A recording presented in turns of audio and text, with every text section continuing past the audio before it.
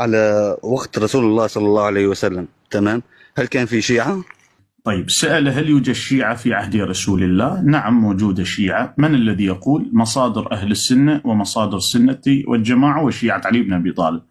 مصادر السنة في كتاب تفسير الطبري لأبو جعفر محمد بن جد الطبري، الرواية عن ابن عباس يقول: لما أنزل قوله تعالى أولئك هم خير البرية، أشار رسول الله إلى ابن عباس إلى علي وشيعته، وقال علي وشيعته هم خير البرية. وأيضا حديث ثاني في كتاب تفسير ابن مردويه السني، وفي كتاب ينابيع المودة للحنفي القندوزي، وكتاب شواهد التنزيل تفسير سني للعالم الحسكاني، وأيضا موجود في كتاب الشيعة أصول الكافي، بحار الأنوار، بصائر الدرجات.